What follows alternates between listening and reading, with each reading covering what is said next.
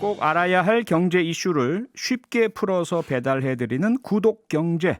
오늘은 김학균 신영증권 리서치센터장과 함께합니다. 어서 오세요. 네, 안녕하십니까? 네, 이거 엄청난 화제던데요. 드론 제조 중국 회사 네. 이항홀딩스가 글로벌 우리나라뿐만 아니라 글로벌 금융시장에서 큰 관심을 끌고 있잖아요. 네, 네. 국내 투자자들도 투자를 많이 했다고 알려져 있는데 네. 우선 이 이항홀딩스라는 회사 네. 어떤 회사입니까?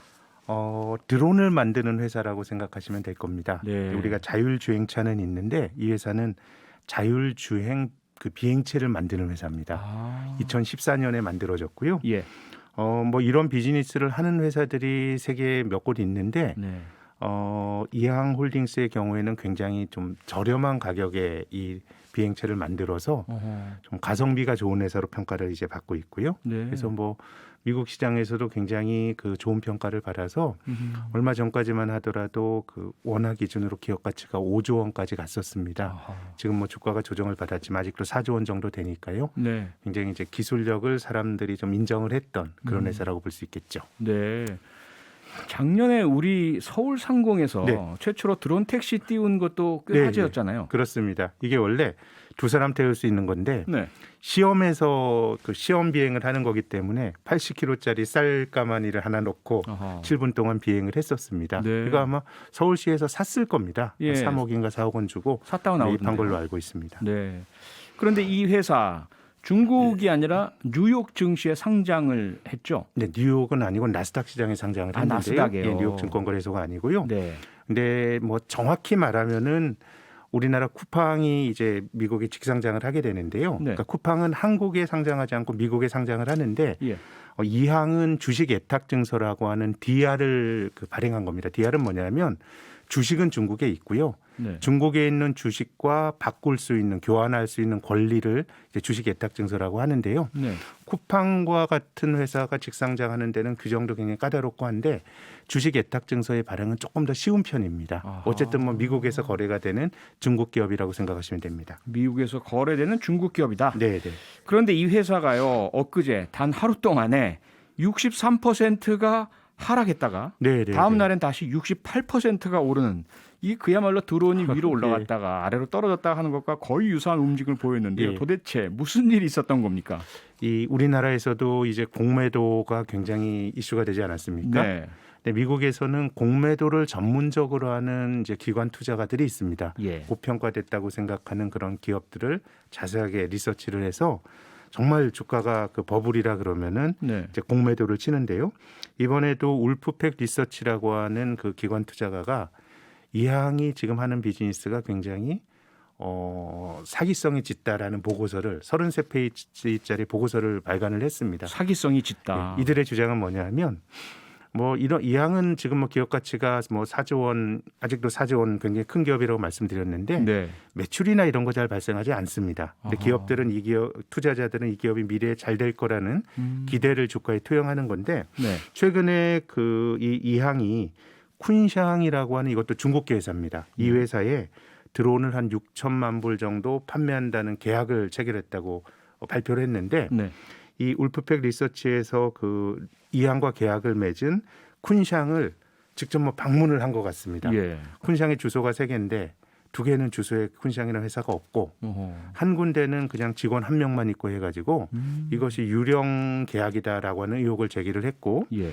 또 이항을 만드는 그 이항에서 드론을 제조하는 공장이 중국 광동성에 있는데 여기도 가봤더니 뭐 별로 제조 시설이 이제 없다라는 거기 때문에 아하. 지금 이항이 하는 비즈니스가 실체가 아주 없는 것 같진 않아요. 우리나라에서도 어쨌든 비행체를 날리지 않았습니까? 그러게요. 네. 근데 지금 그 계약이 진행이 되고 있는 부분이 허위일 가능성이 있고 이제 뭐 기업 가치가 4조 원이 되려면은 뭐 뭔가 양산을 해야 되는데 네. 많이 만들 수 있는 그런 제조 설비도 만들어지지 않고 있다라고 이렇게 의혹을 제기하다 보니까 네. 뭐 주가가 급락을 했습니다. 네, 지난번에도 김학균 센터장께서 특히 외국의 공매도 기관들은 상당히 치밀하게 정보를 수집하고 확보하고 그 정보를 또 유료로 판매한다 이런 말씀을 주셨었잖아요. 네, 네, 네. 그런데 이렇게 해서 발간된 보고서에 따라서 주가가 폭락을 했는데 바로 다음 날 하루 만에 급등한 것. 이거는 이 보고가 잘못됐다는 이야기인가요? 아니면 아직은 네. 진위가 판별되진 않았습니다. 아직이요? 지금 이제 공매도를 친 기관 투자가도 그들의 주장인 뿐이고요. 아, 근데 이항에서는 어저께 그들의 주장이 틀렸다. 이 계약도 정상적인 계약이다라고 주장을 했는데 네. 자기들의 주장을 입증할 수 있는 근거를 제시하지는 않았습니다. 그렇지만 이제 공매도 그 회사가 쓴 보고서가 잘못됐다라고 하니까 또 주가가 그런 기대로 이제 많이 올랐는데요. 네. 그래서 우리가 몇 달 전에 이제 니콜라라고 하는 수소 기업, 네. 수소 그 트럭이었죠. 그랬죠. 이것도 이제 공매도 업체가 정말 들어보면 참 웃음이 나올 정도로 이게 수소 엔진으로 간다고 주장을 했는데 실제로 이 트럭이 비탈길에 있어서 누가 밀어가지고 내려갔다고 해서 막 얘기를 했었는데요. 네네. 그래서 지금은 뭐 니콜라도 역시 아직까지 진위가 결정이 되지는 않았는데 여전히 논쟁 중입니다. 예. 근데 니콜라의 경우에는 그 기술이 허위로 조작됐다라고 주장했을 때 주가가 주당 51달러였는데요. 네. 이제 그 공매도 세력의 공격을 받은 이후로 주가가 13달러까지 떨어졌다가 아하. 최근엔 조금 올라갔지만 아직도 21달러입니다. 네. 고점 50달러보다는 한 60% 정도 조정을 받은 상황인데 뭐 이항도 하루하루의 어떤 주가 흐름은 굉장히 클 것 같은데 네. 어쨌든 공매도를 친 사람들이 굉장히 구체적으로 이러이러한 어떤 좀 의심이 있다라고 이제 제기를 했기 때문에 회사가 또 거기에 대해서 의혹을 푸는 건 또 이항이라는 회사의 또 책무인 것 같습니다. 책무이고요. 자기들은 일단 뭐 부인을 하고 있지요. 네. 자, 문제는요. 앞서 말씀해 주신 것처럼 이항도 아직까지는 어떤 매출 실적이라든지 이런 것이 아니라 기술, 미래의 네. 가치 때문에 주가가 오르고 투자가 이루어지는 건데 만약에 지금 공매도 투자 업체의 이러한 기술적인 결함에 대한 또 사기성 거래에 대한 의혹 보도가 사실이라고 한다면 그러면 지금 이항의 미래를 보고 투자한 수많은 투자자들, 우리 국내 투자자들도 많다고 하셨는데 네, 네. 큰 타격 아닙니까? 그럼요. 지금 한국 사람들이 해외 주식 투자한 최근 3, 4년 동안 그 해외 주식을 많이 사고 계신데 네. 지금 뭐 예탁원 자료를 보면은 이항이라는 회사가 한국인들이 가장 많이 투자한 상위 한 9위 정도 되는 회사입니다. 아. 지금 뭐 한 6천억 원 정도 보유 예. 금액을 가지고 있다라고 하는데요. 뭐 이렇게 된다 그러면 상당히 이제 문제가 클 수가 있는데 참 이게 어려운 것 같아요. 니콜라도 한국의 투자자들이 많이 샀고 이항도 그렇고 네. 이게 성장주라고 하는 게 사실 지금 당장 눈에 보이는 실적은 없는데 예. 굉장히 스토리가 매혹적입니다.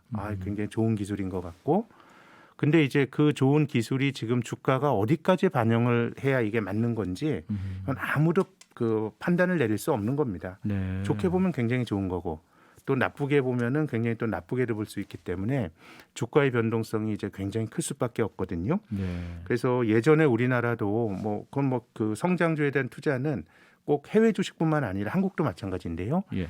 예전에 닷컴 버블이 있었던 한 20년 전에 한국에서도 뭐 인터넷 무료 전화를 가진 기업이 있었습니다. 이게 굉장한 비즈니스가 될 거라고 봤는데 네. 이게 돈을 못 버는 거예요. 아. 그래서 굉장히 뭐 저는 크게 보면 테슬라도 비슷하다고 생각하는데 네. 최근에 글로벌 증시를 주도하고 있는 종목들이 뭔가 꿈은 창대하나 그 기업의 가치를 뭐 이렇게 보면 굉장히 좋게 볼 수도 있고 또 네. 극단적으로 보면 또 나쁘게 볼 수도 있고 한편으로는 거기에 대해서 사람들이 지식이 짧기 때문에 예. 검증이 안 되니까 지금처럼 니콜라나 이항처럼 그 자체가 사기가 아니냐라는 그런 의혹도 제기가 될 수가 있어서 네. 성장주 투자라고 하는 게 굉장히 뭐 저는 잘 되면은 굉장히 큰 수익을 얻지만 또 안 되면 손해를 클 수가 있는 건데 조금 한국인들의 해외 주식 포트폴리오가 성장주에 좀 편중이 돼 있다라고 하는 거는 네. 그런 측면에서는 조금 내재가 된 위험이 좀 있다고 생각합니다. 우리 국내 투자자분들의 해외 투자 포트폴리오가 성장주로 지나치게 편중되어 있는 것이 조금 걱정이다라는 말씀을 주셨는데 사실 앞서 말씀하신 것처럼 성장주라는 게 지금 당장의 어떤 실적이 아니라 미래 가치를 보는 건데 네. 그래도 우리나라에 있는 업체라면 네. 다양한 정보들을 좀 확인할 수가 있잖아요. 그런데 소위 그렇죠. 서학개미라고 네. 하시는 분들께서 요즘은 이제 과거보다도 해외 투자가 훨씬 용이하시니까 성장주 투자를 그렇게 편중되게 많이 하시고 계시다면 그에 따라서 어떤 커다란 성과를 거두실 그럴 가능성 기회가 될 수도 있지만 다른 네. 쪽으로는 상당히 위험하지 그렇죠. 않습니까? 예, 뭐 주식이란 게 뭐 위험과 기회가 양날의 칼이니까요. 예. 뭐 한국 주식이나 미국 주식이나. 근데 이제 성장주라고 하는 건 어쨌든 그 자체가 굉장히 좀 올라갈 때는 많이 올라가고 떨어질 땐 많이 떨어지는. 예를 들어서 아마존이라고 하는 기업이 이제 지금은 아주 성공한 그런 공룡 기업이 돼버렸죠. 그렇죠. 근데 2000년도 나스닥 버블이 있을 때 아마존 주가가 네. 106달러까지 올라갔습니다. 아. 근데 이 버블이 꺼지면서 주가가 9달러까지 떨어졌습니다. 어이구. 이제 9달러 한 게 지금 3,000달러까지 갔으니까 네. 결국은 아마존은 성공한 기업이 된 건데요. 근데 그 결과적으로 성공한 아마존마저도 주식이 뭐 부도가 안 났는데도 주식이 뭐 90%가 넘게 떨어지고 아하. 뭐 이런 일들이 벌어질 수 있기 때문에 네. 기본적으로 본인이 많은 것을 알 수 있다고 생각하면 안 됩니다. 그렇다고 하면 성장 투자를 안 할 거냐 그건 아니지만 자신의 포트폴리오의 상당 부분을 그런 쪽으로 가져가는 거는 굉장히 내가 통제 못할 리스크가 이제 존재하는 거기 때문에 아하. 우리가 뭐 유튜브를 보시고 기업에 대한 분석을 뭐 글을 많이 읽으신다고 하더라도 사람에 대한 암 그리고 그 미래의 어떤 바뀌는 새로운 산업에 대해서는 그 쌓인 지식이 굉장히 뭐 축적이 많이 되어 있지 않기 때문에 네. 제 생각에는 이건 방법은 없는 것 같아요. 뭐 성장 투자를 하지 말자 이런 말씀은 아닙니다만은 많은 부분을 그쪽으로만 투자하는 거는 뭐 좋을 땐 좋지만 나빴을 땐 또 리스크가 커질 수 있기 때문에 네. 좀 분산하시라 하는 조언을 꼭 드리고 싶습니다. 네. 그리고 또 하나 궁금한 게요. 우리 개인 투자자들께서 해외 자산에 투자를 하실 때 미국이나 유럽 같은 이 소위 말하는 선진국 자산들도 있고요. 그다음에 중국, 인도, 브라질 같이 이렇게 신흥 성장 중에 있는 국가들 자산들도 있지 않습니까? 네, 네. 근데 아무래도 이러한 신흥 국가들 자산이 상당히 좀 위험성이 더 크겠죠? 저는 좀 그렇게 봅니다. 네. 이제 그 특히 이제 주식 투자는 아주 장기적으로 신흥국에 투자하시는 거는 정말 조금 선진국보다 위험이 있다고 생각하는 게요. 우리가 전통적인 금융자산은 채권이 있고 돈을 네. 빌려주고 빌려주는 걸 증서를 가지고 거래한 채권이 있고 또 주식이 있는데요. 채권의 역사는 5,000년이 됩니다. BC 3,000년 바빌로니아 때도 채권의 기록이 있거든요. 네. 뭐 내가 누군가의 돈을 빌려주고 빌리고 하는 이런 우리가 사인 간에 돈 빌려주는 것도 사실 뭐 증서 하나 쓰면 그게 채권입니다. 네. 채권은 단순합니다. 언제 갚을래? 중간에 이자 얼마 줄래가 채권인데 주식이 채권보다 훨씬 복잡한 거는 주식은 채권의 역사는 5,000년인데요. 최초의 주식회사는 네덜란드의 동인도 회사인데요. 1602년에 설립이 됐습니다. 네. 그러면 한 500년 정도밖에 400년 조금 넘는 역사인데 그렇죠. 채권이 3,000년인데 왜 주식이 그 500년밖에 안 되냐? 주식은 내가 어떤 회사의 주식을 사면은 내가 그 회사의 주인이거든요, 주주는. 네. 근데 나는 주인이지만 내가 그 회사의 경영에 직접 참여하지 않습니다. 경영하는 사람은 따로 있습니다. 그렇죠. 내가 삼성전자 주식을 사면 난 삼성전자 주주고 주인이지만은 삼성전자 경영은 그 임직원들이 하는 거거든요. 네. 그래서 주식회사는 소유와 경영이 일반적으로 분리가 되다 보니 경영을 하는 사람들이 기업의 주인 주주들의 권익을 잘 지켜줘야 됩니다. 네. 그래서 이제 주식 투자를 하시다 보면 이제 공시제도라는 게 있거든요. 기업에서 벌어지는 중요한 일을 기업이 안 알리면은 상장사들은 이제 그 벌을 받습니다. 페널티를 받는데 그 공시제도의 정신도 기업을 경영하는 사람들이 기업의 주인인 주주들 네. 혹은 주식을 사려고 고려하는 예비 주주들에게 알리라고 하는 어떻게 보면 임직원에 대한 감시 제도가 공시제도거든요. 예. 그래서 이거는 굉장히 사회적 인프라가 잘 만들어진 나라에 투자를 해야 됩니다. 아하. 우리나라가 8, 90년대 경제가 굉장히 역동적이었지만은 8, 90년대 20년 보면 주식이 좋았던 거는 80년대 후반 3조항 3년밖에 없었거든요. 네. 경제가 좋아지지만은 잘 벌어들인 부가 주주들에게 돌아가는 방식이 조금 이게 좀 희미하게 되면 주가가 잘 못 오르는 건데요. 뭐 저는 중국 같은 경우가 대표적이라고 생각합니다. 뭐 지금 이항도 그렇지만은요. 심지어는 얼마 전에 그 굉장히 거대 빅테크 기업인 알리바바의 자회사인 엔트그룹이 예. 뭐 상장을 하려다가 네. 정치 권리의 공격을 받았거든요. 그렇죠. 우리나라도 85년도에 그 9대 재벌이었던 국제 상사가 정권에서 날아가 버렸거든요. 그렇죠. 예. 그렇기 때문에 이런 어떤 신뢰 인프라가 잘 갖춰진 나라에서 결국 주식 투자를 해야 되는 건데 네. 신흥국의 경우에는 굉장히 이제 사건들이 많고 아하. 우리나라만 하더라도 전 지금 굉장히 좋아졌다고 생각합니다만은 20년 전만 하더라도 우리나라의 뭐 3대 재벌이 분식회계로 없어진 재벌도 있고요. 네. 하다 보니까 조금은 신뢰 인프라가 잘 갖춰진 나라에서 해야 되고 물론 이제 미국과 같은 나라가 뭐 분식회계 안 하는 건 아닙니다. 뭐 미국도 엘론 같은 회사가 엘론 사태 있었죠. 예. 있었죠. 근데 네. 이제 그런 일이 있으니까 굉장히 강한 그런 분식회계 규제 법안이 있었던 것이고요. 네. 뭐 그렇게 되다 보니까 저는 신흥국 투자는 좀 조심하셔야 되고 뭐 중국이 꼭 나쁘다 이건 아닙니다. 다만 이제 우리나라가 성장하는 과정에서 네. 우리나라의 8, 90년대 분식회가 많았던 것과 중국이 비슷한 단계가 아닌가 싶고요. 뭐 다른 신흥국들도 마찬가지이기 때문에 주식은 지배구조가 중요하고 네. 그런 것들은 사회적, 제도적, 신뢰 인프라가 필요하기 때문에 꼭 그런 점을 투자하실 때 고려하시라는 조언을 드리고 싶습니다. 네. 성장주에 편중된 투자 위험성 인지하시고 그다음에 신흥국들의 신뢰 자산의 부족 문제 유의하시면서 투자하시라는 말씀으로 오늘 마무리해야 될 것 같습니다. 구독경제 여기까지 듣겠습니다. 고맙습니다. 네, 감사합니다. 김학균 신영증권 리서치센터장이었습니다. 평일 저녁 6시 5분에 여러분을 찾아갑니다.